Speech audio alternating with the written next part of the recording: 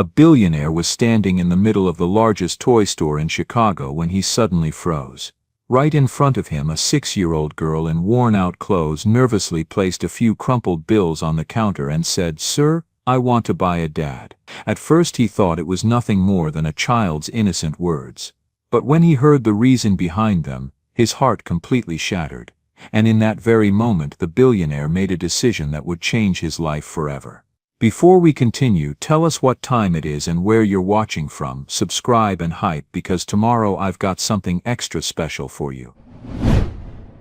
The words struck Marcus Wellington like a punch to the chest. He stood frozen behind the counter of his flagship toy store, staring down at the tiny girl with braided hair and scuffed sneakers who had just asked the most heartbreaking question he'd ever heard.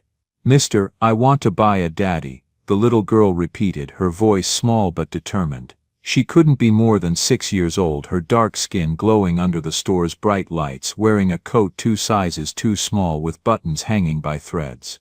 In her small fist she clutched a crumpled $5 bill and some loose change. Marcus's throat went dry. "What did you say, sweetheart?" "A daddy," she said again, placing the money on the glass counter with careful precision. "My big sister Emma says this is the biggest toy store in Chicago. She says you can buy anything here, so I want to buy a daddy." The other customers in the store had stopped browsing. The usual sounds of children laughing and parents chatting faded into an uncomfortable silence. Marcus felt every eye in the store watching this moment unfold. "Honey, we only sell toys here," Marcus managed to say, his voice barely above a whisper. "We don't sell people." The little girl's face scrunched up in confusion. "But I need one. My mama went to heaven last year and my sister works all the time. I see other kids with their daddies at the playground. They look so happy." Marcus felt his eyes burning. Behind the little girl he noticed the store had gone completely quiet. Even the teenage employees had stopped stocking shelves to listen. This wasn't just any random request from a child. This was pure desperate hope wrapped in the most innocent package imaginable. "What's your name?" Marcus asked, coming around the counter to kneel at her level. "Sophie," she said, wiping her nose with the back of her hand. "Sophie Anderson. And you're the store man, right?" "Yes, I am." Marcus's voice cracked slightly. "Tell me about your sister." Sophie's face brightened a little. "Emma is the best sister ever. She's really pretty and smart and she takes care of me all by herself. But she's always tired because she works a lot. She leaves before I wake up and comes home after I'm supposed to be asleep. Sometimes I hear her crying at night." Marcus's heart clenched. He thought about his own childhood, about the gaping hole his father's death had left when he was just 8 years old. He remembered his younger sister Sarah asking their mother similar questions, wondering why other kids had daddies and they didn't. "Sophie, having a daddy isn't something you can buy," Marcus said gently. "It's something that happens when people care about each other." Sophie looked down at her money, disappointed. "So my $5 isn't enough?" "It's not about money, sweetheart. It's about—" Before Marcus could finish, the store's front door burst open with a jingle of bells. A young woman rushed inside, her face etched with panic. She wore a waitress uniform from the diner down the street, her natural hair pulled back in a hasty bun that had come loose from running. "Sophie," she called out, scanning the store frantically. "Sophie, where are you?" "Emma," Sophie waved. "I'm here. I'm asking about getting us a daddy." The woman, Emma, froze when she spotted her little sister standing next to Marcus. Her eyes moved from Sophie to the money on the counter to Marcus's face. The pieces clicked together instantly. "Oh no," Emma whispered, rushing over. "Sophie, what did you do?" "I tried to buy a daddy," Sophie explained. "But the store man says you can't buy them, they just happen, I guess." Emma's face went through a dozen emotions: embarrassment, heartbreak, exhaustion, and something that looked like defeat. She knelt down and pulled Sophie into a tight hug. "Baby, I'm so sorry," she whispered into Sophie's hair. "I'm so sorry." Marcus watched this scene unfold, feeling like an intruder on an intensely private moment. There was something about Emma's fierce protectiveness and obvious love for her little sister that reminded him painfully of his own sister, who had died in a car accident when she was 23. The same stubborn independence, the same determination to handle everything alone. "I have to get back to work," Emma said, standing up and avoiding Marcus's eyes. "Come on, Sophie, Miss Patricia is worried sick." But Sophie, now, as they turned to leave, Marcus made a decision that would change all their lives forever. "Wait," he called out. "Please." Emma turned back, her eyes wary and tired. "We don't need charity, Mr. Wellington." Marcus Wellington. He approached carefully, aware of the other customers still watching. "And I'm not offering charity. My father died when I was 8. My little sister used to ask questions like Sophie just did." Emma's expression softened slightly, though her guard remained up. "I'm sorry for your loss, and I'm sorry Sophie bothered you." "She didn't bother me, she reminded me of something important." Marcus pulled out his business card, then hesitated. "I know you have to get back to work, but if you'd ever be willing to talk about what families need, about programs that could help, I'd like to hear your perspective." Emma stared at the card in his hand but didn't take it.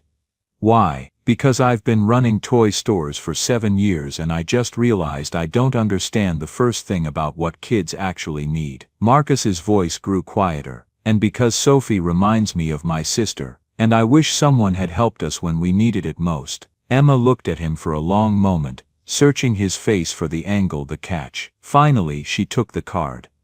"I don't need pity," she said firmly. "I'm not offering pity, I'm offering a conversation. If you're interested." Emma slipped the card into her apron pocket without comment, took Sophie's hand and left. Marcus stood watching them go, Sophie's crumpled $5 still sitting on the counter. Around him the store slowly came back to life, customers resuming their shopping, employees returning to their tasks. But Marcus couldn't move. He picked up the money Sophie had left behind, smoothing out the wrinkled bill, and thought about Sarah. About the questions she'd asked that no one had good answers for. About the struggles his mother had faced alone. About the chance to maybe finally honor Sarah's memory by helping another family navigate the same impossible waters. His store manager, Carol, approached quietly. "That was heartbreaking." "Yes," Marcus said, "it was." "Are you okay?" Marcus looked down at the $5 in his hand, a child's entire savings, offered up in desperate hope. "I don't know, but I think I need to try to be." That night, Marcus sat in his empty penthouse apartment, overlooking the Chicago skyline. The space was expensively furnished but hollow, decorated by a professional, because Marcus had never cared enough to choose furniture himself. He ate dinner alone at a table meant for 8, surrounded by silence. He thought about Sophie's question, about Emma's exhausted face, about the weight of grief and responsibility he saw in her eyes that he recognized from his own mirror. His phone buzzed, a text from his assistant. "Board meeting moved to 9 a.m. tomorrow. Quarterly reports attached." Marcus deleted it without reading the reports. For the first time in 7 years the numbers didn't matter. What mattered was a 6-year-old girl who thought love could be purchased. What mattered was proving her both wrong and right. You couldn't buy family, but maybe, just maybe, you could build the conditions that helped families thrive. Marcus pulled out his laptop and started researching. Community programs, family support initiatives. What other companies were doing to serve struggling families. Everything he found felt hollow and performative. Corporate charity designed to look good in press releases, not actually help people. He needed something different, something real. He needed Emma's perspective. Marcus just hoped she'd call. Emma's alarm buzzed at 4:30 in the morning, the same harsh sound that started every day. She rolled out of the narrow bed she shared with Sophie, careful not to wake her little sister. In the dim light filtering through their apartment's thin curtains, she could see Sophie's peaceful face, still clutching the stuffed rabbit their mother had given her before she died. The apartment was tiny, just one bedroom, a small living area, and a kitchen with appliances that worked half the time. The water heater groaned like a dying animal. The radiator clanked like someone was hitting it with a wrench. The refrigerator hummed so loudly Emma could hear it from the bedroom. But the rent was $1,200 a month, and it was theirs, and Emma was determined to keep it that way. She grabbed her cleaning supplies and the uniform for her first job from the closet, moving quietly through their morning routine. By 4:50 she was out the door, walking 3 blocks to the train station in the pre-dawn darkness. By 5 o'clock, she was on the Red Line heading downtown to her first job of the day. The office building was 50 stories of glass and steel, filled with lawyers and investment bankers who made more in a month than Emma made in a year. She spent 3 hours cleaning their offices, emptying trash cans, vacuuming carpets, and scrubbing bathrooms. The work was honest, but it was invisible. Most days, she never saw the people who worked in these offices. They arrived after she left, lived their important lives in the spaces she cleaned, and went home to families who had never worried about choosing between rent and groceries. Emma found evidence of their lives in the trash. Take-out containers from restaurants where a single meal cost more than Emma spent on groceries in a week. Discarded drafts of documents about mergers and acquisitions, numbers so large Emma couldn't comprehend them. Family photos on desks showing smiling people in front of beach houses and ski lodges. By 8:30, Emma was back on the Red Line, heading to the diner where she worked the lunch shift. She changed into her waitress uniform in the tiny employee bathroom, splashed water on her face, and tied on her apron. This was her favorite job, even though it paid the least. She liked the customers, mostly construction workers, shop owners, and elderly people who treated her like family. They knew her name, asked about Sophie, and left tips when they could afford to. "Morning, Emma," called out Ruth, the head cook. Ruth was in her 50s, with gray-streaked hair and hands that moved with the efficiency of someone who'd been working kitchens for 30 years. "How's that little sister of yours?" "She's good," Emma replied, tying her apron around her waist. Then she paused, setting down the sugar dispenser she'd been about to fill. "Actually, Ruth, she's not good. She ran away from Miss Patricia yesterday afternoon, took the bus downtown by herself. She's 6 years old and went to the Wellington Toys flagship store." Ruth's eyebrows shot up. "That big fancy place on Michigan Avenue, what on earth for?" Emma felt her throat tighten. "She tried to buy a daddy." Ruth's face crumpled with sympathy. "Oh honey, the store owner was kind about it at least." Emma pulled Marcus's business card from her apron pocket, where it had been sitting since yesterday. "He gave me this, said he wants to talk about children's programs, said he'd pay me for my time." Ruth took the card, her eyes widening. "Wellington Toys, Emma, this is Marcus Wellington, the billionaire. His family owns half of Chicago." "I know." Emma tucked the card back into her apron. "Which is why I'm not calling him. Rich people don't help people like us without wanting something in return." "Maybe," Ruth said thoughtfully. "Or maybe he's one of the good ones. My cousin worked for his father's construction company back in the day, said Thomas Wellington was the fairest boss he ever had. Paid good wages, treated workers with respect. His father's dead. Doesn't mean the son didn't learn from him." Ruth handed Emma a plate of eggs and bacon. "Table 4. And Emma, sometimes people surprise you. Might be worth having the conversation." The morning rush kept Emma busy until 2 o'clock. She served coffee, took orders, delivered food, cleared tables, smiled at customers, even when her feet ached and her back screamed. She made $87 in tips, which she carefully folded into her apron pocket. Every dollar counted. At 2:30, she changed into jeans and a t-shirt and took the bus to her third job, stocking shelves at Harrison's grocery. She worked until 10 at night, her hands growing numb from the cold of the refrigerated sections, her legs trembling from exhaustion. Miss Patricia, their elderly neighbor, picked Sophie up from school every day and watched her until Emma got home. The sweet woman refused to take money, saying Sophie was company and she was happy to help. Emma hated imposing on her, but she had no choice. When Emma finally made it home that night, her feet aching and her back screaming, she found Sophie already asleep in their shared bed. Miss Patricia sat on their worn couch, knitting. "She ate all her dinner," Miss Patricia reported. "Did her homework. Drew you a picture, it's on the fridge." "Thank you so much, Miss Patricia. I don't know what I'd do without you." "Nonsense. Sophie's a delight." Miss Patricia gathered her knitting. "But Emma honey, that child needs you, not just at bedtime. She needs you there when she gets home from school, when she's doing homework, when she's scared or sad or excited about something." "I know," Emma whispered. "But I can't be there and pay rent. I can't be there and keep the lights on. I can't be there and put food on the table." Miss Patricia stood, patting Emma's arm. "I know you're doing your best, sweetheart, but sometimes our best isn't enough, and we need to ask for help." After Miss Patricia left, Emma walked quietly to the kitchen to see Sophie's drawing. It was taped to the refrigerator, a crayon picture of two stick figures holding hands, one big, one small, both with brown skin and curly hair, both with frowns, at the top in Sophie's careful first-grade handwriting.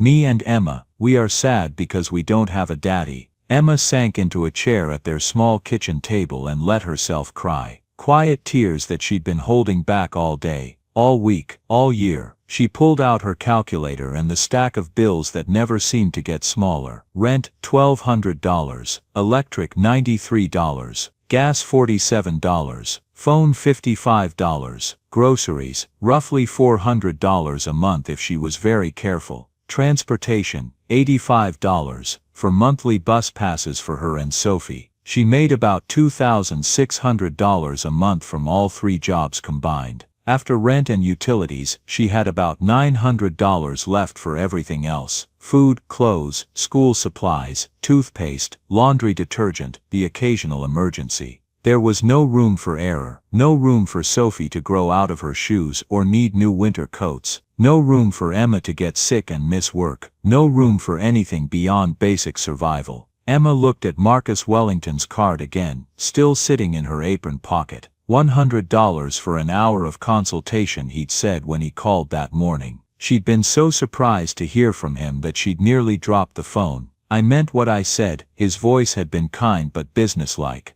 "I'd like to pay you fairly for your expertise." "I don't have expertise," Emma had protested. "You're raising a child alone while working 3 jobs. That's more expertise than any consultant I could hire." Emma had said she'd think about it and hung up before he could push further. But now, looking at her bills and Sophie's sad drawing and the future that felt like nothing but exhaustion stretching endlessly ahead, maybe it was worth having the conversation. Not because she trusted him, not because she believed in handouts from rich people who felt guilty about their wealth, but because $100 would buy Sophie new shoes, would pay for a winter coat that actually fit, would give Emma 1 week where she didn't have to choose between paying the electric bill on time or buying enough groceries. Emma picked up her phone and dialed the number on the card before she could second-guess herself. It went to voicemail. "Professional. Polite. You've reached Marcus Wellington. Please leave a message. Mr. Wellington, this is Emma Anderson, Sophie's sister, from the toy store." She took a breath.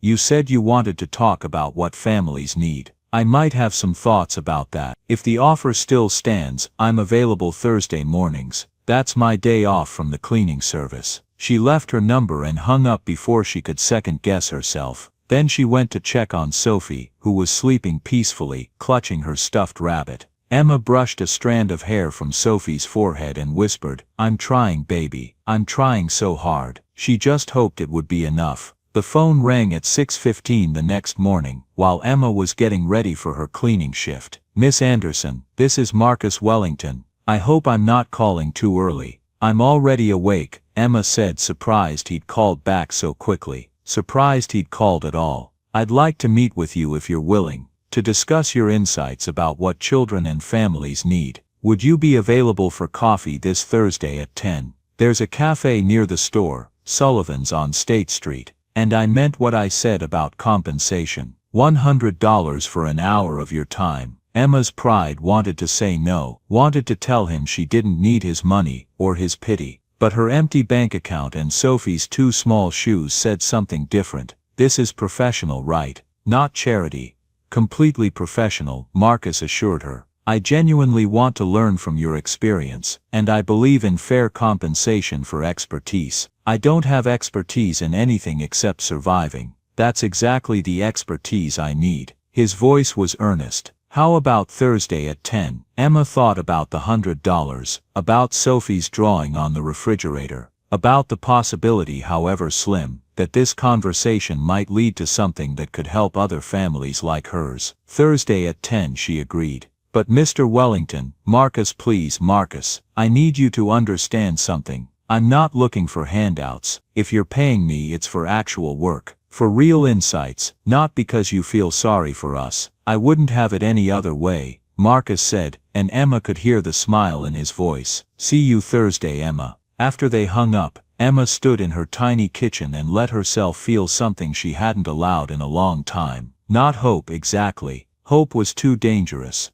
but maybe, possibility. Maybe this billionaire with his fancy card and his sad story about his dead sister could actually be one of the good ones. Maybe this conversation would lead to something real. Or maybe it would be another disappointment in a long line of disappointments, and Emma would be out one Thursday morning. But at least she'd have $100 to show for it. And right now that was enough. Marcus arrived at Sullivan's Cafe 15 minutes early on Thursday morning, nervous in a way he hadn't been since his first board presentation. He'd chosen this place specifically, a neighborhood cafe 3 blocks from Emma's apartment building. Casual enough that she wouldn't feel out of place, but nice enough that the coffee was good and the tables were clean. He'd spent the past 4 days researching community programming initiatives, family support services, and what other companies were doing in the social responsibility space. Everything he found felt hollow and performative. Programs designed to look good in annual reports, not actually help people. He needed Emma's perspective, needed to understand what struggling families actually needed, not what some corporate consultant thought they needed.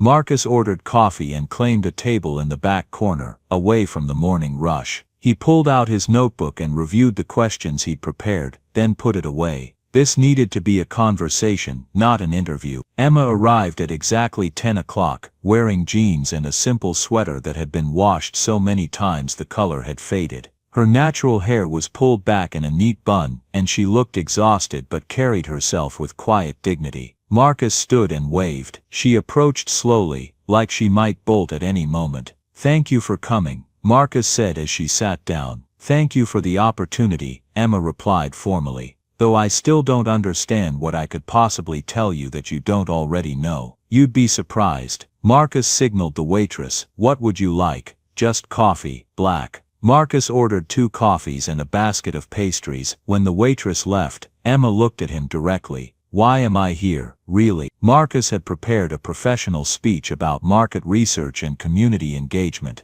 but looking at Emma's tired, skeptical face, he found himself telling the truth instead. "My father died when I was 8, he said. Heart attack on a construction site. One minute I had a dad who taught me to throw a baseball and read me stories at night. The next minute, I had nothing but memories and an empty chair at dinner." Emma's expression softened slightly, but she didn't interrupt. "My mother was left alone with 2 kids, me and my little sister Sarah. She was only 4 at the time." Marcus wrapped his hands around his coffee cup. "Sarah used to ask questions like Sophie did. Why don't we have a daddy? Why did God take ours away? Can we get a new one?" "I'm sorry," Emma said quietly. "My mother struggled just like you're struggling. 3 jobs, constant exhaustion, trying to be everything to both of us." I watched her slowly break under the weight of it. Marcus's voice grew quieter, and I watched Sarah grow up asking questions that had no good answers. Marcus paused, gathering the courage to share the part that still hurt most. "Sarah died in a car accident when she was 23, fell asleep at the wheel driving home from her second job. She was working 2 jobs to pay off student loans our mother had co-signed, saving money for grad school. She wanted to be a social worker, to help families like ours." His voice cracked slightly. "She never got the chance." Emma was quiet for a long moment. "I'm so sorry, Marcus.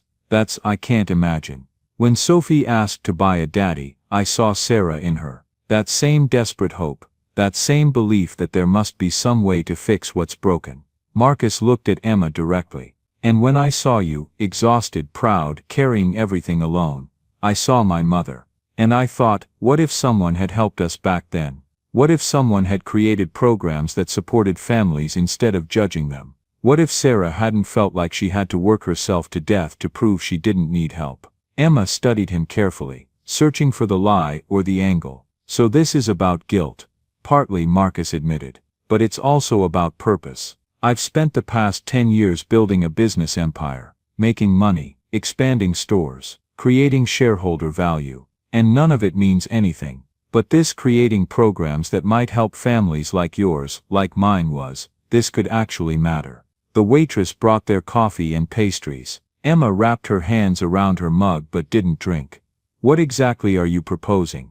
she asked. "I want to create family support programs at my stores, not just selling toys but providing actual community resources. Story times, homework help, safe spaces for kids while parents work or run errands, birthday celebrations for families who can't afford them, programs that serve real people with real needs, not just look good in press releases. Marcus pulled out a folder.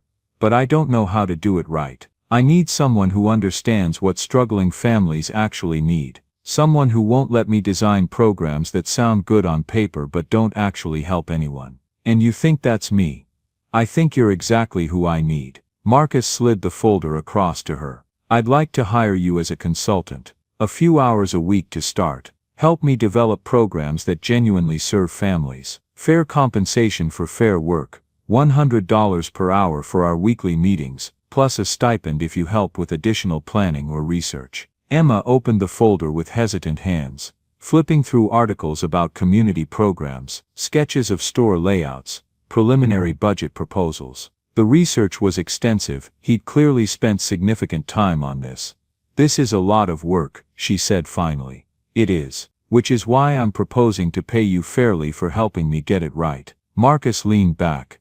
Emma, I'm not offering you charity. I'm offering you a consulting position. Your lived experience has value, real, measurable value. Let me compensate you fairly for sharing it. Emma was quiet for a long moment, reading through the documents. Marcus could see her mind working, assessing, looking for the catch. $100 an hour, she said finally. That's my starting offer for the weekly consultations. If the scope of work expands, we can renegotiate. That's more than I make in a full day at the diner. Then you're being severely underpaid for your expertise in survival, resilience, and understanding what children actually need. Emma looked at him, really looked at him, searching his face for hidden motives. Why do I get the feeling there's more to this than just community programming? Marcus smiled slightly. Because you're perceptive. You're right, there is more. I've watched my company grow into this massive operation that serves wealthy families who don't need our help.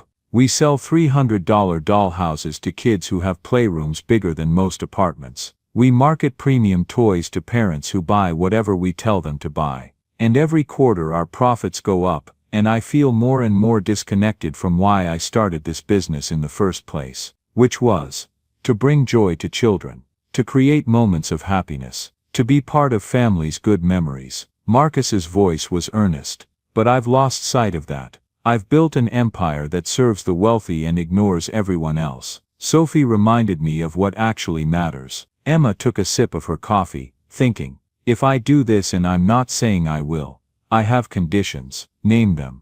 First, this has to be real, not performative charity that makes you feel better about your sister. If I'm going to spend my time on this, it has to genuinely help families who need it. Agreed. Second, you have to actually listen when I tell you something won't work. Even if it's not what you want to hear. Even if it contradicts what your marketing people or your board thinks. I promise to listen. That's exactly why I need you to tell me the truth. Third, I need autonomy. If I'm consulting, I'm consulting. I'm not just nodding along with ideas you've already decided on. My insights have to actually matter. Marcus smiled. I wouldn't want it any other way. Emma pulled out a worn notebook from her bag, the kind you could buy at the dollar store, already half filled with what looked like shopping lists and budget calculations. Okay then, she said, opening to a fresh page.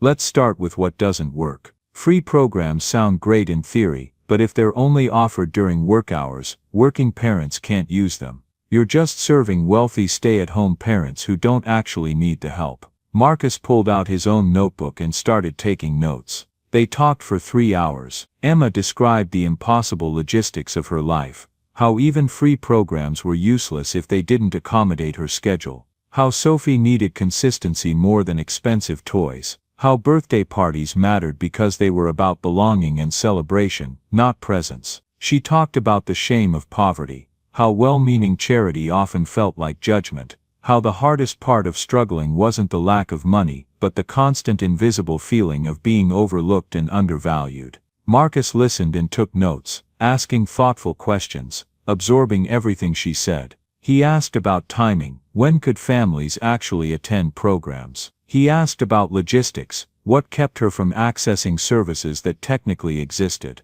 He asked about dignity. What made the difference between charity that felt demeaning and support that felt respectful? Most rich people don't actually want to hear this stuff, Emma said at one point. They want to be told that their programs are wonderful and they're helping so much. I'm not most rich people, Marcus replied. I actually want to get this right, even if that means hearing that I've been getting it wrong. As they talked, Emma found herself relaxing slightly. Marcus didn't have the patronizing tone she'd expected. He didn't act like he already knew what poor people needed, and was just checking boxes. He asked genuine questions, and seemed genuinely interested in her answers. Can I ask you something? Emma said as they approached the 3-hour mark. Of course, why do you really care about this? I get that you feel guilty about your sister, but lots of rich people feel guilty, and don't actually do anything about it. What makes you different? Marcus was quiet for a moment, thinking. Honestly, I'm not sure I am different. I've spent 10 years feeling guilty and not doing anything meaningful about it.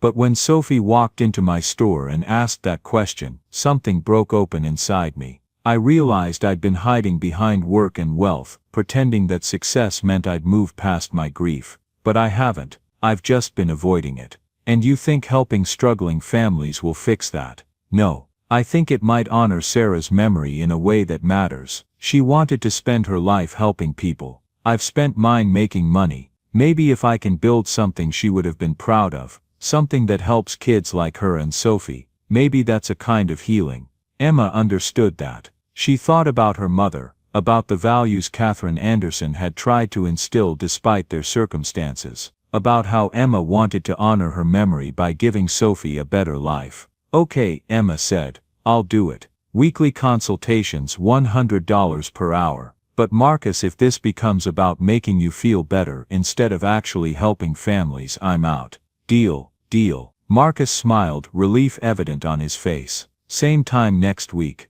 Same time next week. As Emma left the cafe with a $100 bill in her pocket, the first money she'd earned in months that didn't come from serving food or cleaning offices or stocking shelves, she felt something unfamiliar. Not quite hope, but maybe, possibility. Maybe this billionaire with his dead sister and his genuine questions could actually be one of the good ones. Or maybe he'd disappoint her like everyone else eventually did. But for now, she had $100. And next week, she'd have another $100. And maybe, just maybe, that would be the beginning of something that could actually help families like hers. Over the next 8 weeks, Emma and Marcus met every Thursday morning at Sullivan's Cafe. What started as professional consulting sessions gradually evolved into something deeper, not romance but genuine collaboration, built on mutual respect and shared purpose. Emma brought real-world insights that no business school could teach. She explained why programs needed to include snacks because some kids came hungry. Why multiple time slots mattered because single parents worked odd shifts. Why birthday celebrations should focus on making children feel special rather than providing expensive entertainment. During their 4th meeting, Emma brought a list she'd been working on all week. If you really want these programs to work, here's what you need to understand, she said, sliding the paper across to Marcus. Poor families don't just need charity, they need respect. They need programs that treat them like valued community members, not problems to be solved. Marcus read through her list. Programs must accommodate working hours, not assume stay-at-home parents. Food provided should be nutritious but not condescending. Staff should be trained to interact with dignity, not pity. Activities should celebrate what children can do, not highlight what they lack. Parents should be partners in programming, not passive recipients. Follow-up should feel like community building, not surveillance. This is brilliant, Marcus said. Can I keep this? It's yours. But Marcus, I need you to really hear this. The difference between good programs and harmful ones isn't money, it's attitude. I've been to free meal programs where volunteers acted like we should be grateful for their scraps. I've been to community centers where staff treated poor families like we were there to steal things. The best help I ever received was from Miss Patricia, my neighbor, because she treated Sophie and me like equals who were temporarily struggling, not charity cases to be pitied. Marcus took notes, nodding. Tell me more about Miss Patricia. Emma smiled, thinking of the elderly woman who'd become their lifeline. She's in her 70s, lives next door to us. Started watching Sophie after school when I went back to work after Mom died. She refuses to take money, says Sophie's company is payment enough. But it's the way she treats us that matters. She doesn't act like she's doing us a favor. She shares meals like we're family. She helps Sophie with homework like she's an invested grandparent. She never makes us feel less than. That's what these programs should feel like, Marcus said, writing rapidly. Like family, like community, not like charity. By their 6th meeting, Marcus had begun implementing changes at the store. He'd hired 2 storytellers for Saturday morning sessions, creating a cozy reading corner with comfortable chairs and good lighting. He'd partnered with a local university to provide volunteer tutors for after-school homework help.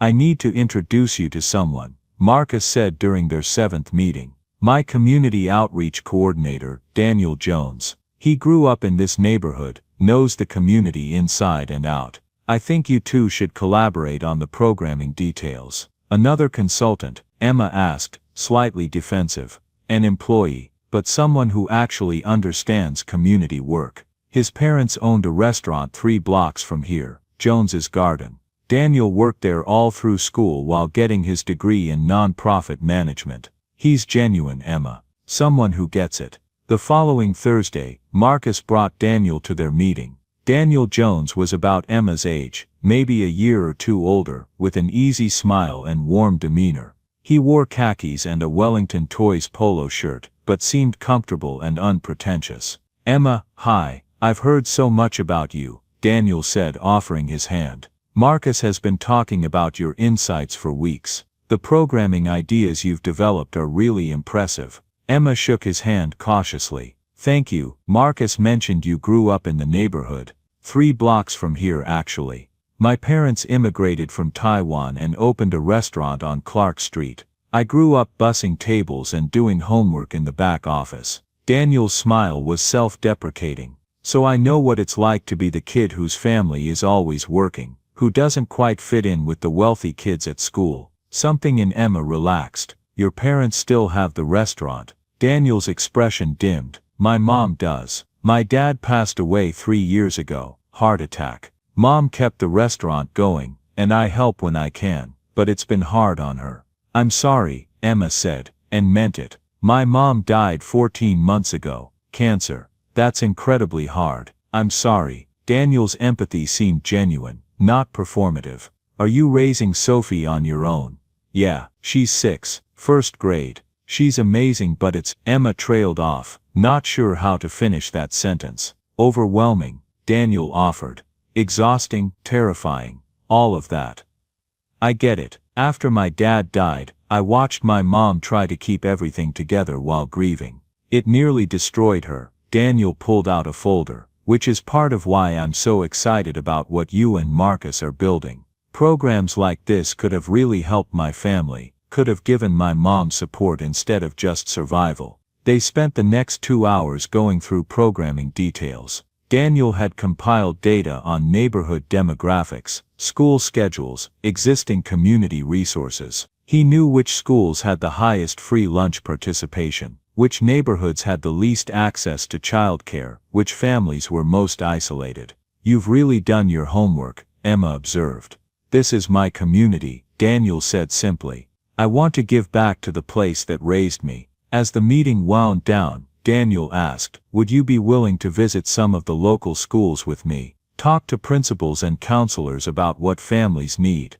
Your perspective as a parent would be invaluable. Emma hesitated. I'm not a parent, I'm Sophie's sister. You're raising her right, making all the decisions about her care and education. Yes, but then you're a parent in every way that matters. Daniel said firmly. Legal terminology doesn't change the reality of what you're doing. Emma felt something loosen in her chest. Most people treated her raising Sophie as temporary or somehow less legitimate than real parenting.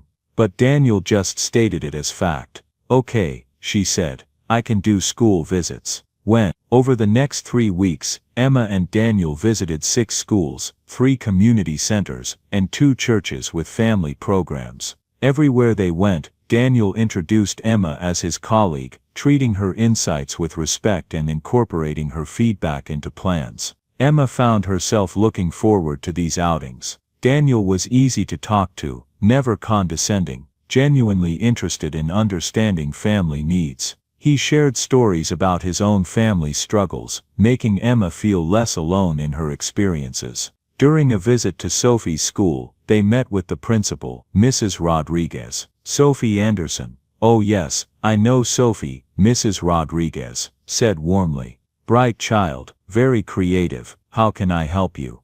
Daniel explained the programming initiative while Emma listened. She was struck by how he positioned everything, not as charity for poor families, but as community resources that would strengthen all families. "We'd love your input on timing and structure," Daniel said. "What do families at this school actually need?" Mrs. Rodriguez pulled out attendance data and free lunch statistics. 63% of our students qualify for free or reduced lunch. Most have parents working multiple jobs. We see kids coming to school hungry, without winter coats, struggling with homework because no one at home has time to help them. Emma felt her chest tighten. Sophie was one of those statistics. "What if we offered homework help here at the school?" Daniel suggested. "After-school program, 3 days a week, with snacks provided. Transportation home at 6 o'clock for families who need it. That would be life-changing for our families," Mrs. Rodriguez said.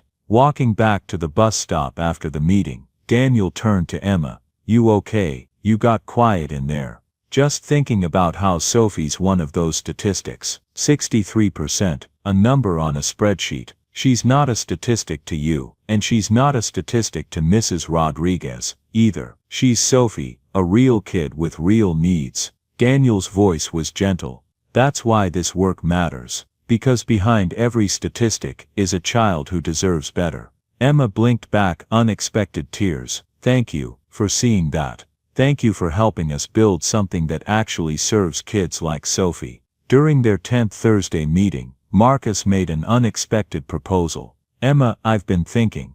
These consulting sessions have been invaluable, but they're limited to a few hours a week. What if we expanded this?" Emma's heart sank. Here it came, the moment he'd decide to hire someone with actual credentials. "I want to create a full-time position," Marcus continued. "Program coordinator for family services. Someone to develop and implement these initiatives. Someone who understands the community." "That sounds like a good idea," Emma said carefully. "Do you want me to help interview candidates?" Marcus looked confused. "Emma, I'm talking about you."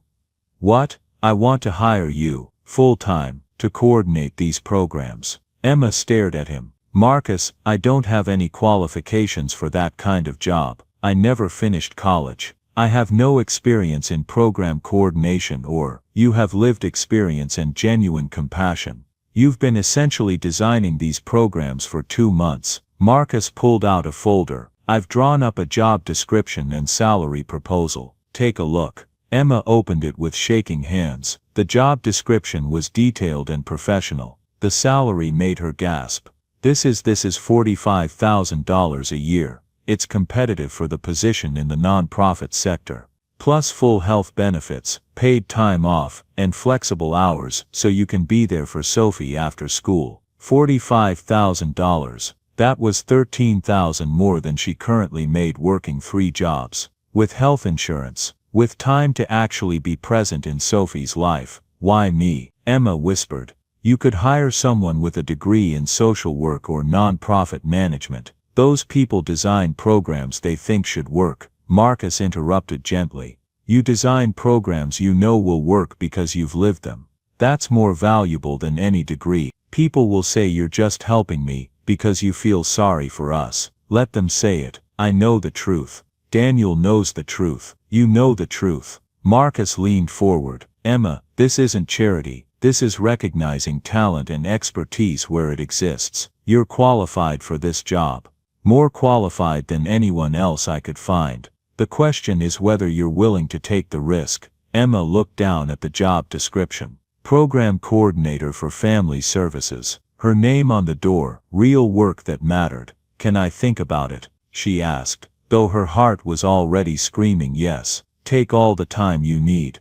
That night, Emma came home to find Sophie working on homework at their small kitchen table while Miss Patricia prepared dinner. "How was school?" Emma asked, kissing the top of Sophie's head. "Good. We learned about community helpers. I said you help families and Miss Patricia helps us and Mr. Marcus helps by making programs. Is that right?" Emma smiled. "That's exactly right." After Miss Patricia left and Sophie was in bed, Emma sat alone with the job description and salary proposal. She thought about what accepting would mean: quitting the diner, the grocery store, the cleaning service, putting all her eggs in one basket, trusting that this opportunity was real and wouldn't disappear. It was terrifying. It was also everything she'd been working toward. Emma picked up her phone and called Marcus. "I accept," she said when he answered. "When do I start?" She could hear the smile in his voice.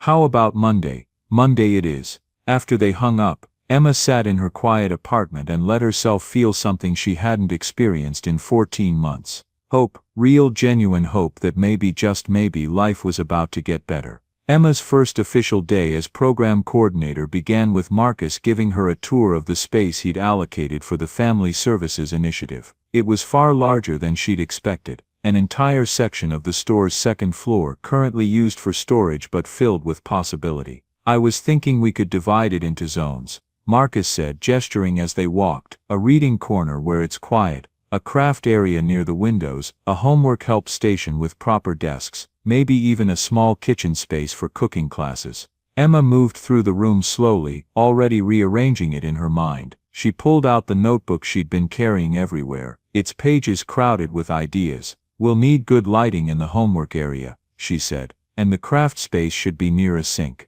The reading corner needs soft seating but also floor space. Some kids like to sprawl with books." Marcus smiled. "I'll have the architect's draft plans based on your notes. What else?"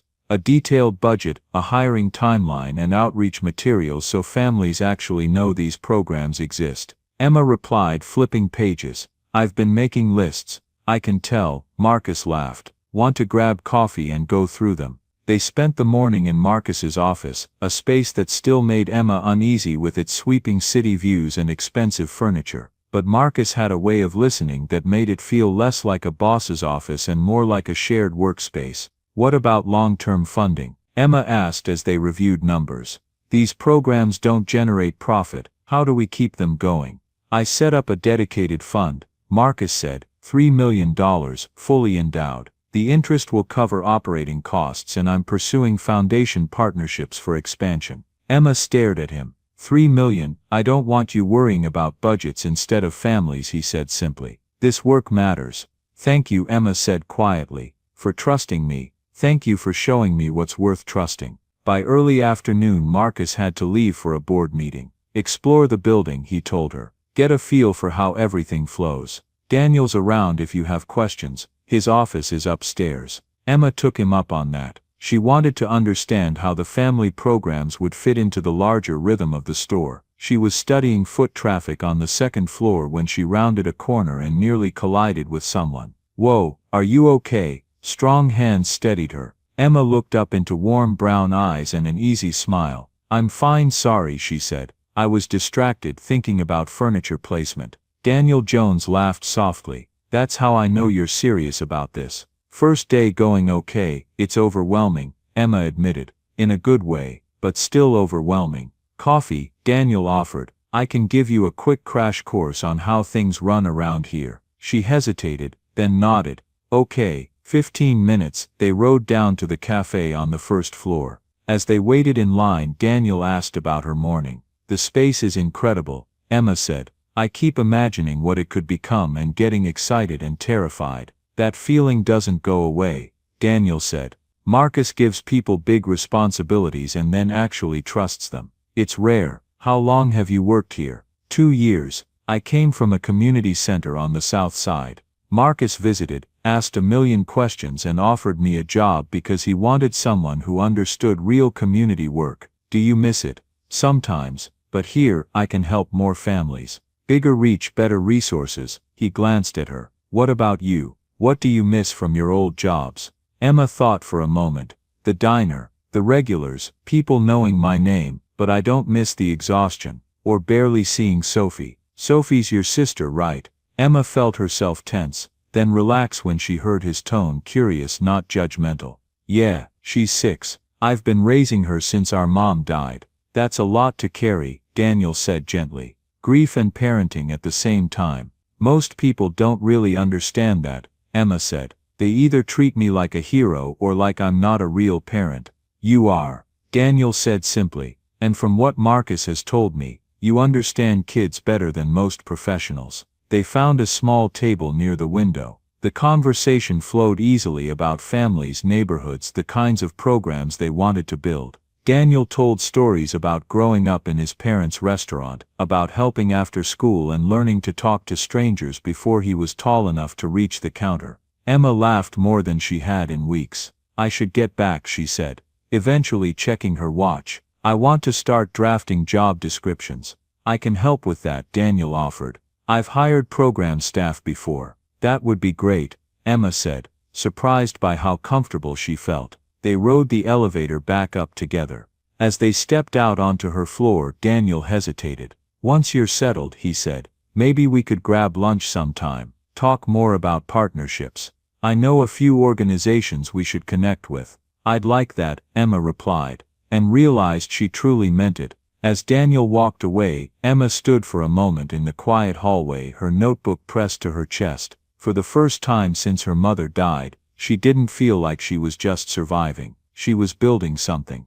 Over the next 2 weeks, Emma threw herself fully into building the programs. She hired Margaret, a retired elementary school teacher, to lead story times. She brought on Alex, a college student studying education, to run homework help. And she recruited Beatrice, a warm grandmotherly presence, to guide the craft workshops. Each hire felt right, not just qualified but genuinely caring. And through it all, Daniel was there. He helped draft interview questions, shared insight about the neighborhood, and offered advice without ever taking control. Slowly, naturally, they fell into an easy rhythm. Coffee breaks spent talking through challenges, quick lunches to review progress, short text exchanges about funny moments or unexpected setbacks. "You're smiling at your phone a lot lately," Marcus remarked one afternoon as Emma checked a message. Emma flushed. "Daniel sent me a video of a kid explaining quantum physics with action figures. It's actually hilarious."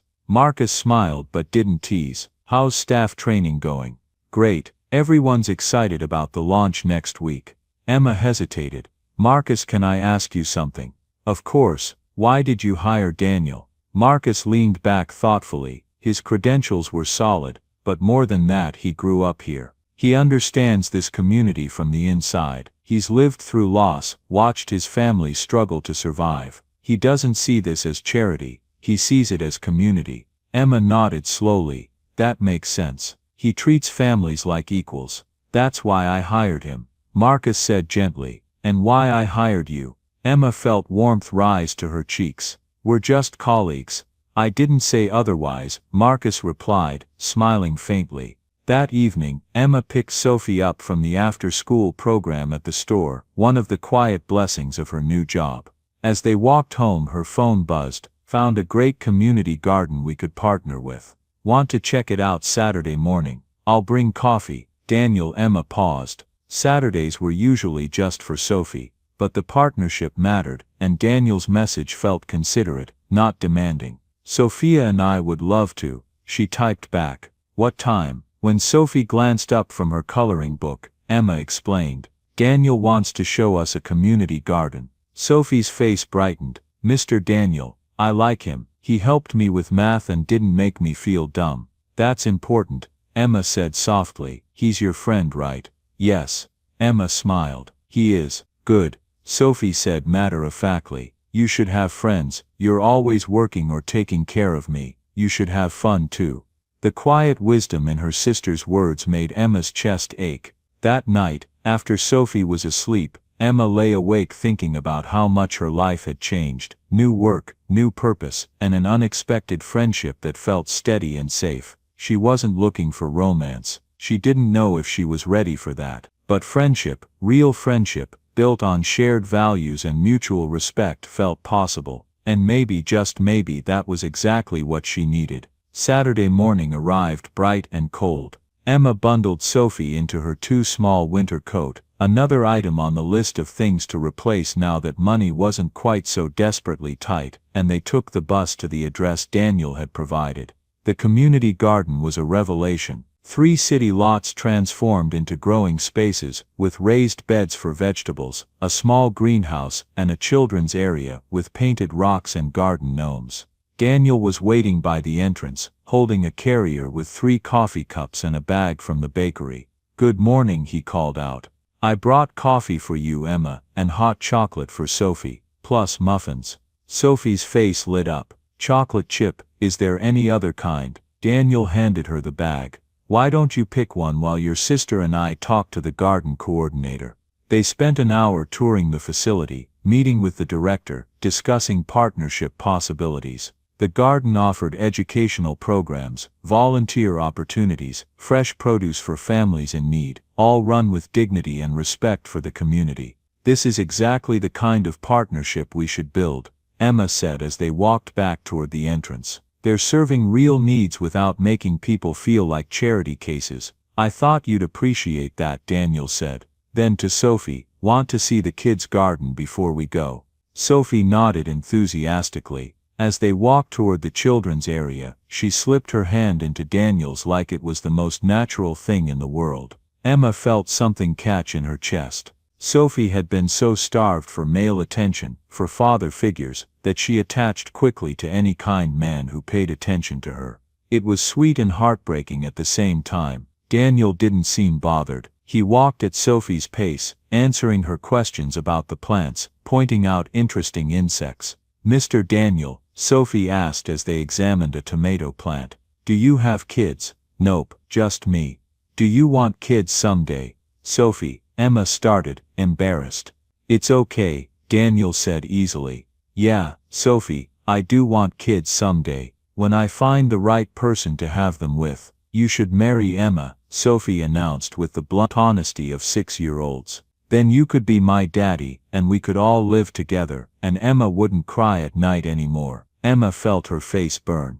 "Sophie, that's not, we don't just," but Daniel knelt down to Sophie's level, his expression gentle. "Sophie, your sister is wonderful, but being a family isn't that simple. And Emma isn't looking for someone to rescue her. She's doing an amazing job taking care of you all by herself, but she's tired all the time, and sad sometimes. Don't you think she needs help?" "Everyone needs help sometimes," Daniel said carefully. "But there's a difference between helping someone and trying to fix their whole life. Emma's not broken, she's just working really hard. The best way to help is to be a good friend and colleague, not to try to take over." Emma felt tears prick her eyes at how perfectly Daniel understood, how he saw her as capable rather than needy, as strong rather than weak. "Oh," Sophie said, processing this, "so you're going to be Emma's friend, not her husband."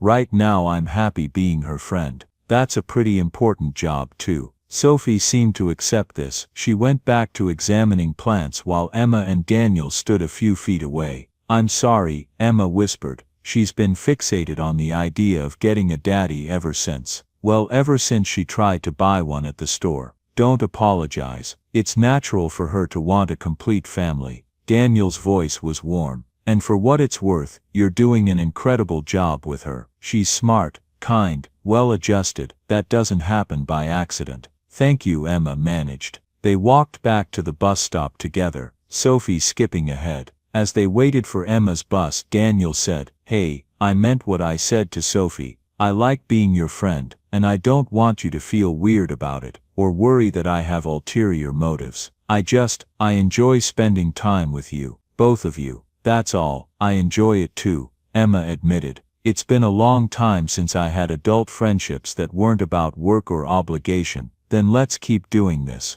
Garden visits, coffee breaks, whatever, as friends." "As friends," Emma agreed, and felt something in her chest loosen. She wasn't looking for romance, but friendship with someone who respected her, who understood struggle, who treated Sophie with genuine kindness. That felt safe, that felt good, that felt like something worth nurturing. 3 months into Emma's new job, everything seemed to be going well. The programs were thriving, serving more families every week. Sophie was flourishing with Emma home more, and Emma's friendship with Daniel had grown into something comfortable and easy. Lunch dates that sometimes stretched into long conversations, weekend outings where he'd join Emma and Sophie at museums or parks, text conversations that made Emma smile. Marcus watched it all with quiet satisfaction. He'd become like an older brother to Emma, checking in regularly, offering advice when asked, celebrating her victories, someone she could turn to without feeling judged.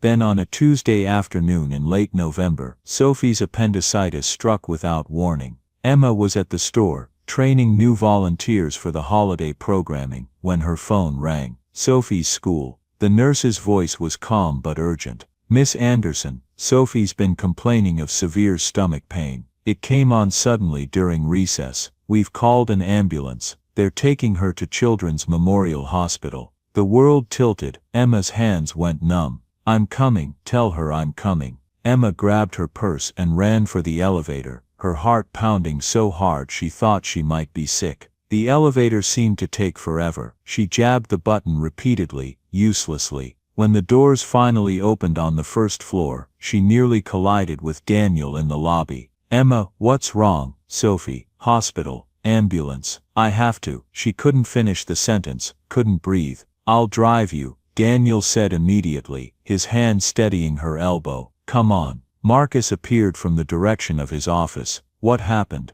"Sophie's being taken to Children's Memorial," Daniel explained. "I'm driving Emma." "Go," Marcus said. "Both of you. I'll meet you there." The drive to the hospital was a blur. Daniel navigated traffic with swift efficiency while Emma tried to remember how to breathe. Her hands shook so badly she couldn't dial Miss Patricia's number to let her know what was happening. "Here," Daniel said gently, taking her phone. "Who do you need to call?" "Miss Patricia. She needs to know Sophie won't be coming home after school." Daniel made the call while keeping one hand on the wheel, explaining the situation calmly to the elderly neighbor. At the hospital, they were directed to the emergency department. Emma ran through the corridors, following signs, until she found the pediatric ER. A nurse led her to a curtained bay where Sophie lay on a gurney, small and scared and in pain. "I'm here, baby. I'm right here," Emma said, rushing to Sophie's side. "It hurts," Sophie whimpered, tears streaming down her face. "Emma, it really hurts." "I know, sweetheart. The doctors are going to help you." A doctor appeared, young female, competent looking. "Miss Anderson, I'm Dr. Patel. We've examined Sophie and run some preliminary tests. We believe she has acute appendicitis. We're waiting on blood work to confirm, but she'll likely need emergency surgery." Surgery. The word hit Emma like a physical blow. Is it dangerous? Appendectomies are very routine, especially in children, but we need to move quickly to prevent rupture. Dr. Patel's voice was kind but professional. "I'll need you to sign consent forms and we'll need your insurance information." The next hours were a nightmare of medical jargon, consent forms, and Sophie being wheeled away for tests. Daniel stayed beside Emma, steady and quiet. Marcus arrived within 30 minutes, looking uncharacteristically disheveled. "How is she?" Marcus asked, slightly out of breath. "They think it's appendicitis. She's getting more tests." Emma felt tears starting. "They said she needs surgery." "Kids have appendectomies all the time," Marcus said, his voice gentle. "It's routine surgery, Emma. Sophie's going to be fine." But Emma had learned the hard way that routine didn't mean safe. Her mother's cancer had started as routine checkups, routine scans, routine treatments, until suddenly nothing was routine anymore, and her mother was dying. "I can't lose her," Emma whispered. "She's all I have left." Daniel took her hand and squeezed gently. "You're not going to lose her. Sophie's tough, just like her sister." Dr. Patel returned with test results. "The blood work confirms appendicitis. We need to take her to surgery within the next hour. The appendix hasn't ruptured yet, which is good. This should be straightforward." Emma signed more forms, her hands shaking. She was allowed 5 minutes with Sophie before surgery.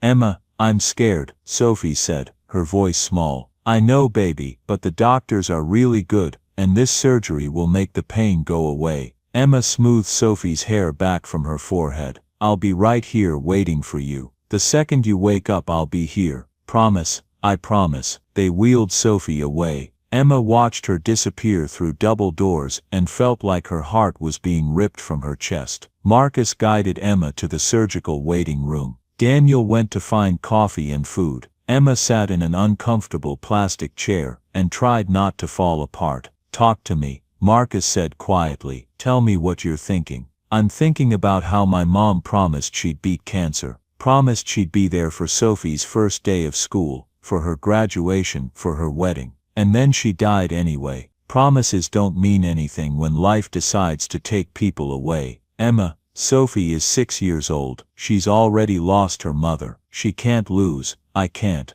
Emma's voice broke. Marcus put his arm around her shoulders, brotherly and comforting. "Sophie is not your mother. This is appendicitis, not cancer. The doctor said it's routine. Routine doesn't mean safe." "No," Marcus agreed. "It doesn't, but catastrophizing doesn't keep her safe either. Right now Sophie needs you to trust that the doctors know what they're doing. And when she wakes up scared and in pain, she needs you to be strong." Emma leaned against Marcus's shoulder, this man who'd become like family in just a few months. "I don't know if I can be strong right now." "Then borrow mine, that's what family does." Daniel returned with coffee and sandwiches. He sat on Emma's other side, quiet and supportive. The three of them waited together. 2 hours passed like centuries. Emma couldn't eat, could barely drink the coffee. She watched the clock, watched other families come and go, watched the surgical board update with patients moving from surgery to recovery. Finally Dr. Patel appeared. "Sophie did beautifully," she said with a warm smile. "The appendectomy was successful, no complications. She's in recovery now. She'll be groggy from anesthesia, but you can see her in about 20 minutes. Emma burst into tears, relief so intense it felt like physical pain. Daniel wrapped his arms around her while Marcus spoke to the doctor about recovery expectations. When Emma was finally allowed to see Sophie, she found her little sister awake but drowsy, hooked up to an IV, with a small bandage on her abdomen. "Hi," Sophie mumbled, her words slightly slurred. "Did they take out the bad part?" "They did, baby. You're all better now." "Good. It really hurt." Sophie's eyes drifted closed, then opened again. "Is Mr. Daniel here?" "He's in the waiting room with Uncle Marcus." "Uncle Marcus." Sophie smiled loopily. "That's nice. He's nice. Mr. Daniel is nice too. You should keep them both." Emma laughed through her tears. "I plan to, sweetheart. Now rest. You need to sleep." As Sophie drifted off, Emma sat beside the bed holding her hand. Marcus and Daniel appeared in the doorway. "She okay?" Marcus asked softly. "She's perfect," Emma whispered. They stayed through the evening, taking turns sitting with Sophie while she slept off the anesthesia. Marcus left around 8, to handle some urgent business calls, promising to return in the morning. Daniel stayed until visiting hours ended at 9. "You should go home," Emma told him. "Get some rest." "Are you staying?" "I can't leave her." "Then I'm staying too." Daniel settled into the second chair in the room. "Hospital chairs aren't comfortable, but I've slept in worse places." "Daniel, you don't have to." "I know I don't have to. I want to." His voice was firm but gentle. "Emma, you've been doing everything alone for so long. Let someone help. Let me help." Emma looked at this man who'd become so important to her in just a few months. This friend who treated her like an equal, who respected her strength while offering support, who cared about Sophie like she mattered. "Okay," Emma said quietly. "Thank you." They sat together through the night, taking turns dozing while Sophie slept peacefully, her appendix gone, and her body healing. And Emma let herself lean on someone for the first time in 14 months. Let herself accept help without feeling weak. Let herself believe that maybe, just maybe, she didn't have to carry every burden alone. Sophie recovered quickly from surgery, bouncing back with the resilient optimism only children seem to possess. Within a week she was back at school, proudly showing off her small scar and telling wildly exaggerated stories about her operation. Emma returned to work soon after,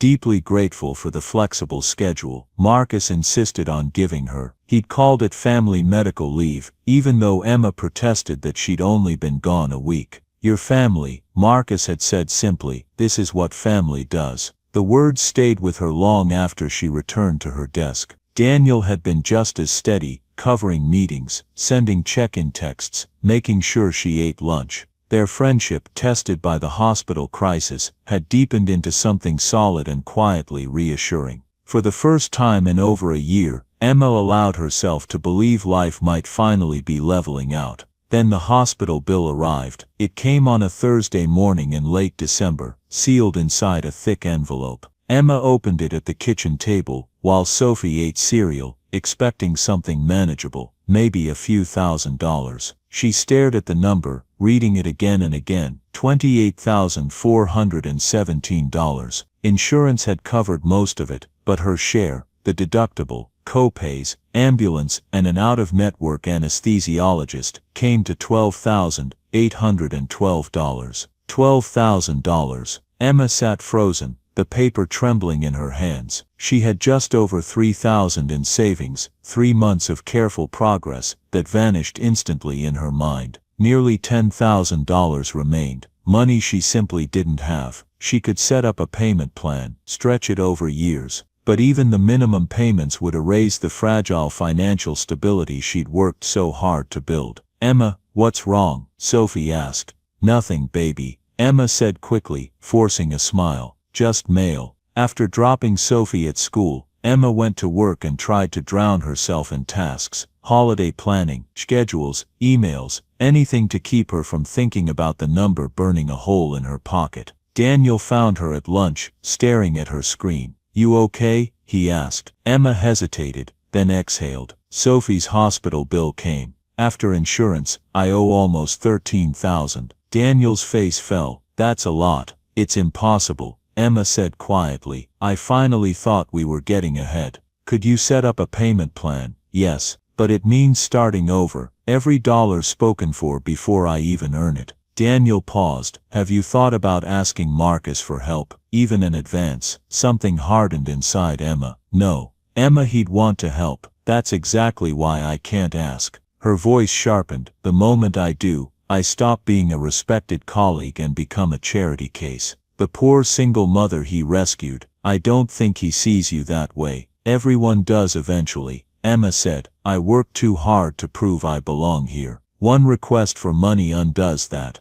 Daniel didn't argue further. He simply nodded. That afternoon, Emma called the hospital and arranged a payment plan. $500 a month for 26 months. Tight but survivable. She told no one except Daniel, and she pretended the stress wasn't slowly crushing her. Weeks passed. January turned to February. Sophie thrived. The programs expanded. Emma and Daniel's connection edged closer to something more, though neither named it. Marcus noticed the change. Emma was quieter, more guarded. When he asked if everything was okay, she smiled and said yes. He didn't believe her. One afternoon, while reviewing reports, Marcus noticed something odd. The employee assistance fund he'd quietly established, meant for emergencies, had never been used. Emma should have qualified. He called HR. "Has Emma Anderson applied for assistance?" "No," the director said. "Should she?" Marcus frowned. Her sister had emergency surgery. "I'll resend the information." But Marcus already knew. Emma hadn't missed the email. That afternoon, he tried talking to her.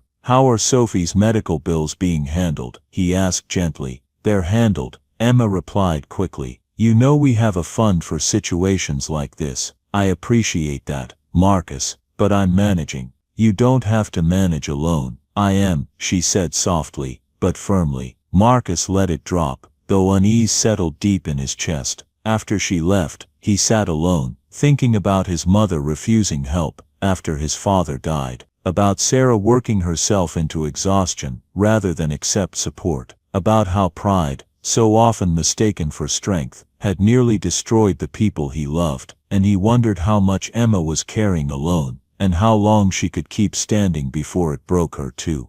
Marcus made a decision he knew Emma might hate him for. He called the hospital billing department. "This is Marcus Wellington. I'm calling about an account for Sophie Anderson, date of birth June 14, 2017. I'd like to inquire about the outstanding balance. I'm sorry, sir, but I can't provide account information unless you're listed on the account." "I'm not listed, but I'd like to make a payment on the account if there's an outstanding balance. Is that possible?" "Let me check." "Yes, sir." Anyone can make a payment on any account as long as they have the account number or patient information. The current balance is $12,812. Marcus felt his stomach clench. $13,000 that Emma was trying to pay off alone. I'd like to pay that in full, please. The entire balance, yes. Can you process a credit card payment over the phone?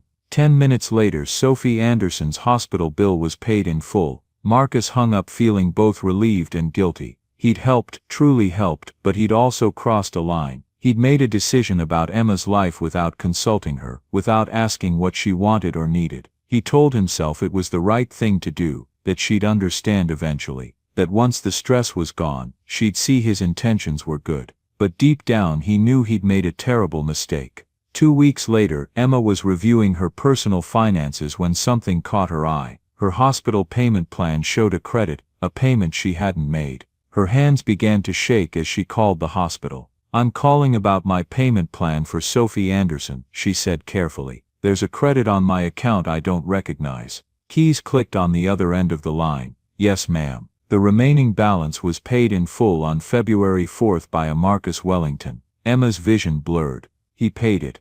Yes, your account is now at zero. She thanked the clerk and hung up, staring at the phone like it had betrayed her. Marcus had paid the bill, without asking, without telling her. He'd erased $13,000 as if it meant nothing, because to him it didn't, but to Emma it was everything. It was her autonomy, her dignity, her hard-won independence. The fragile line between being a respected professional and being reduced to a charity case. It was proof that no matter what he said, Marcus had never truly seen her as an equal. Her hands shook as she dialed his number. Emma, hi. Did you pay my hospital bill? Silence.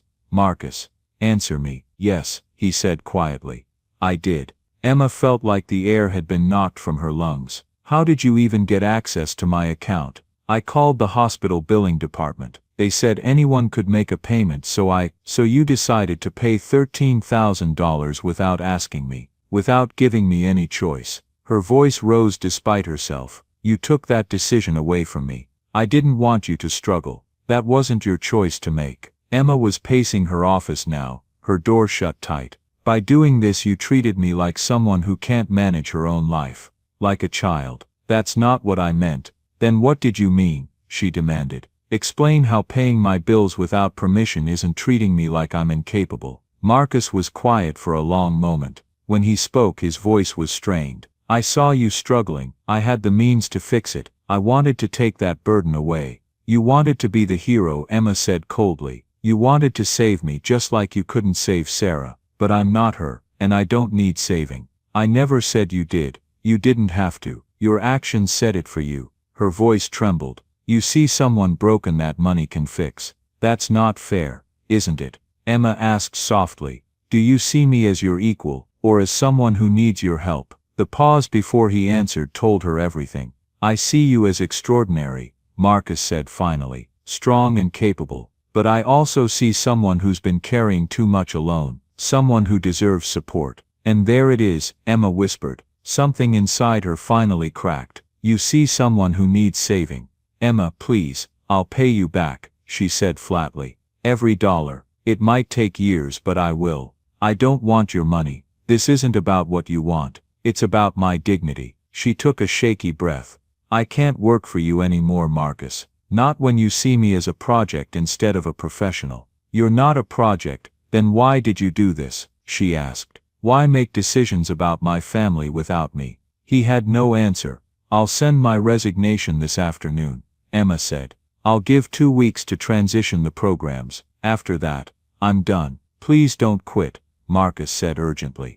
Don't throw away everything we've built. Everything you built, Emma corrected.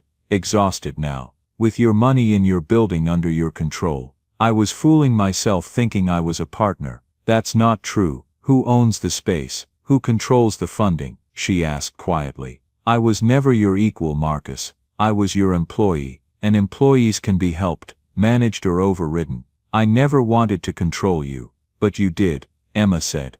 By deciding what was best for me without asking. She ended the call before he could respond. Emma sat alone in her office, surrounded by the programs she'd built, the lives she'd touched, the purpose she'd finally found. Then she opened her laptop and began writing her resignation letter, because some prices were too high to pay, even for a dream job, even for a man who had started to feel like family, especially for that. Her dignity wasn't for sale, and if Marcus couldn't understand that, then he'd never truly understood her at all. Emma's 2-week notice period felt longer than any stretch of time she could remember. She was professional to the end, drafting detailed transition documents, walking her replacement through every program, every partnership. Jennifer, the woman Marcus had hired, was capable and well-meaning, armed with a master's degree. Emma herself had once suggested was needed, but there was no warmth anymore. No Thursday morning coffees, no easy conversations, no shared glances where understanding passed without words.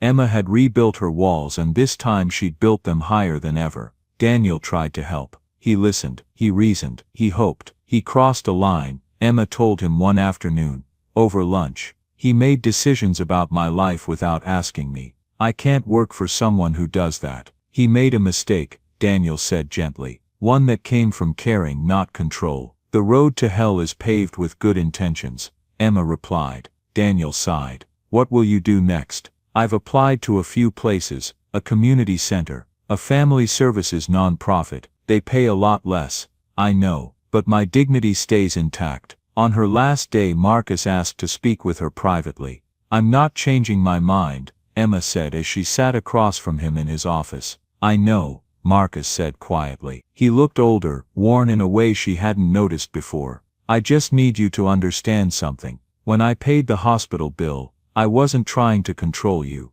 I was trying to make amends for something I can never fix. You reminded me of Sarah, strong, overburdened, carrying more than anyone should alone. Emma met his eyes. I understand that, but I'm not your sister, and you can't save me as a substitute for saving her. I know that now, Marcus said heavily. I treated you like a problem to solve instead of a person with agency. I took away your choice. His voice broke. I'm sorry, truly. Emma felt tears rise but held them back. Thank you for saying that, but it doesn't change my decision. I know. Marcus slid an envelope toward her. Your final paycheck, and your accrued time off. She took it without comment. One more thing, he added. The Employee Assistance Fund remains available to former employees for a year, not charity. A benefit, if you ever need it. I'm not your employee anymore. I know. I just wanted you to know it exists. He hesitated. I've also created a scholarship in Sarah's name for students pursuing social work or non-profit management. The committee is independent, but I wondered if you'd consider serving. Your perspective matters. Emma paused. I'll think about it. That's all I ask. As she packed up her office, photos, children's drawings, handwritten thank you notes, Emma felt something ease inside her. Not forgiveness exactly, but understanding. Marcus hadn't acted out of cruelty. He'd acted out of grief. That didn't excuse it, but it made it human. Daniel helped her carry boxes to her car. I'm going to miss working with you, he said. We can still be friends, Emma replied. Outside of work. I'd like that. He hesitated, then exhaled. Emma, there's something I need to tell you. I should have said it weeks ago. Her heart tightened. I have feelings for you, Daniel said quickly. Real ones. I've felt them since that first coffee. But we worked together. Sophie got sick. Everything felt complicated, and I didn't want to make things harder for you. Emma stared at him. You like me. I do. I like you. I like Sophie. I think you're strong and brilliant and compassionate. And I'd really like to take you on an actual date. No work, no expectations.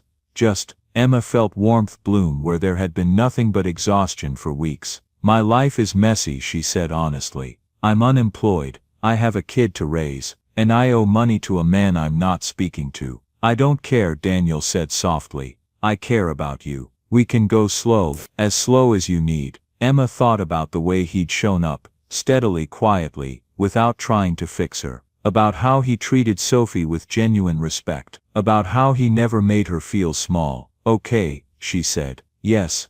Daniel smiled, relief and joy flooding his face. Really? Yes. Emma smiled for the first time in 2 weeks. But you should know, Sophie will have opinions about our first date. Daniel laughed. I wouldn't expect anything less. And for the first time since everything had fallen apart, Emma felt something like hope. Not because someone had rescued her, but because she'd chosen herself, and found someone willing to walk beside her, exactly as she was. 3 months later, Emma had settled into her new job at the Southside Community Center. The pay was lower than what she'd earned at Wellington Toys, but the work felt honest. She coordinated family support programs, connected struggling parents with resources, and built partnerships rooted in trust, not image. No one questioned her qualifications. No one treated her like a charity case. It was work she was good at, work that mattered. Her relationship with Daniel had grown slowly, deliberately. Real dates, long conversations, shared afternoons at the zoo with Sophie. He showed up to school events, to homework time, to the quiet moments when Sophie needed reassurance. He listened to her opinions as if they mattered, because to him they did.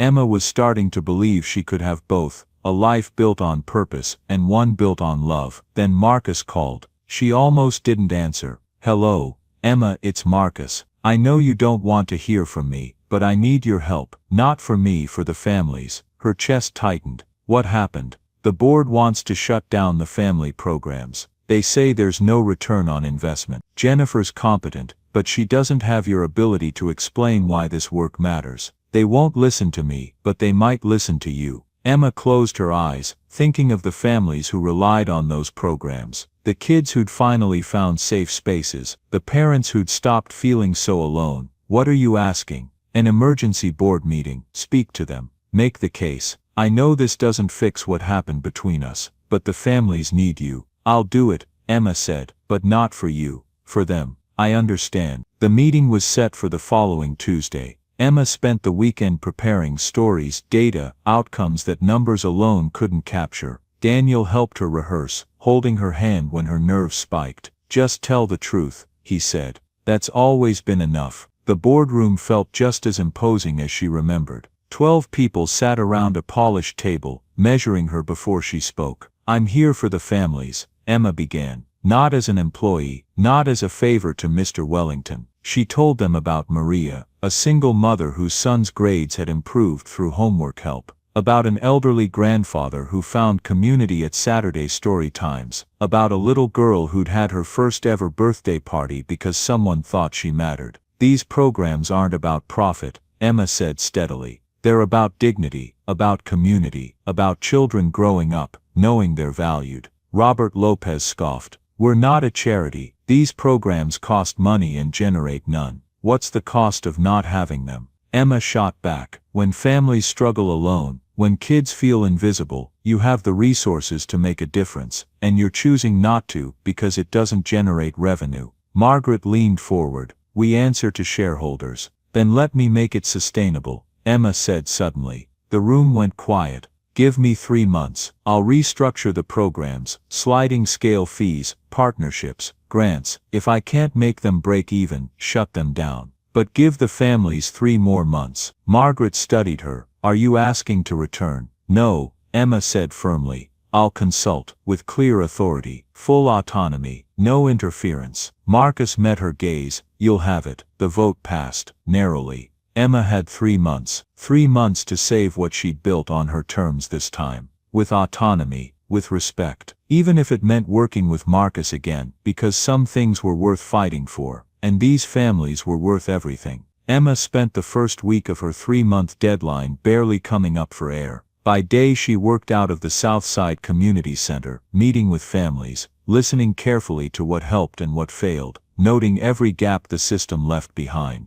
By night she sat at the kitchen table, long after Sophie had finished dinner, surrounded by papers and an aging laptop, researching funding opportunities and sketching out ways to rebuild the programs without turning them into charity. Daniel helped whenever he could. He reviewed proposals, suggested partners, and connected Emma with organizations open to collaboration. But more importantly, he never tried to take control. He listened. He trusted her instincts. He let her lead. Sophie did her homework beside Emma, coloring quietly until one evening she looked up and said, "You should have a garden program." Emma blinked. "A garden program?" "Like Mr. Daniel's friend," Sophie explained, "kids could grow vegetables, and families could keep what they grow. That would help with food." Emma stared at her sister, then smiled slowly. That's actually brilliant. She wrote it down immediately. A garden program wasn't just about food, it was about dignity, education, and ownership. Families creating something for themselves. By the end of the first week, Emma had reshaped the entire structure of the programs. Instead of relying on a single funding source, she envisioned a balanced mix: modest sliding scale fees, school partnerships, foundation grants, and local business sponsorships. Costs could be reduced through volunteers, shared spaces, and donations. Services could expand into food security, adult education, job training, financial literacy, and mental health support, areas families needed and funders supported. When she presented the plan to Marcus at their first official consulting meeting, she insisted they meet at the public library. She needed neutral ground. Marcus reviewed the proposal carefully. "This is comprehensive," he said, "but ambitious. Can you really do this in 3 months?" "I have to try," Emma replied. "I know this community. I've lived this struggle. People trust me." "What do you need from me?" "Access," Emma said, "to space, infrastructure, introductions, and I need you to step back. Let me do this without interference." "You have my word," Marcus said. "You lead. I support only when asked." For the next 8 weeks, Emma worked harder than she ever had. She met with school principals, negotiated after-school contracts, wrote grant proposals late into the night, recruited volunteers, and trained staff. She built partnerships with community gardens, colleges, and mental health organizations, weaving together something that felt less like a program and more like a living network. Daniel was there through it all, reminding her to eat, steadying her when exhaustion crept in. Their relationship deepened naturally, becoming a partnership rooted in respect, not dependence. Sophie thrived in the middle of it, charming volunteers and sponsors with her honesty. Even Marcus kept his promise, providing resources only when Emma asked and never overstepping. By the 6th week, the results were undeniable. Grants were approved, partnerships secured, sliding scale fees covered part of operating costs. Volunteers reduced expenses. The programs weren't just surviving, they were on track to become self-sustaining. But Emma was exhausted, working full-time, consulting nights and weekends, and trying to be present for Sophie was taking its toll. "You're going to burn out," Daniel said one evening. "I only have 6 more weeks," Emma insisted. "And then what?" he asked gently. Before Emma could answer, Sophie looked up and said softly, "You look tired, like when you worked 3 jobs." The words hit hard. "You're right," Emma said quietly. "I need balance." "What if you didn't have to choose?"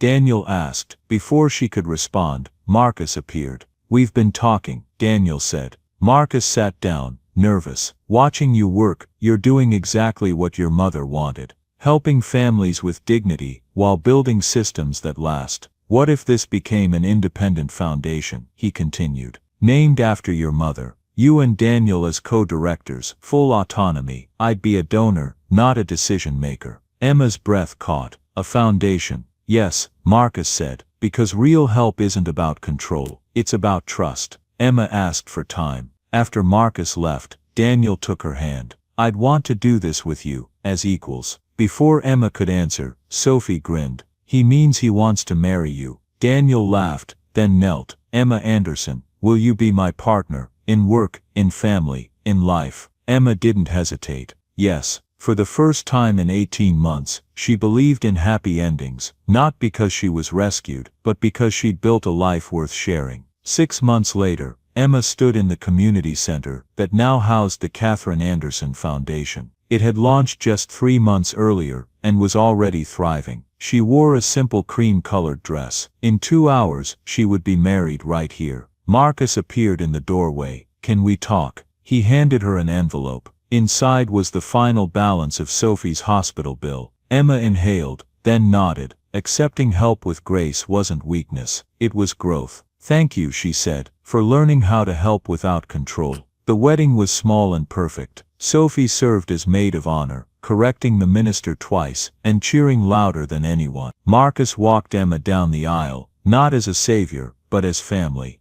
At the reception, Marcus raised a glass. "A little girl once tried to buy a daddy," he said. "She taught me the most important things in life can't be bought." They have to be built with patience, respect, and partnership. As Emma and Daniel danced, surrounded by community and family, Emma finally understood. You couldn't buy a daddy, you couldn't buy love or belonging, but you could build them, slowly, imperfectly, together. That was the real price of love, and it was worth everything.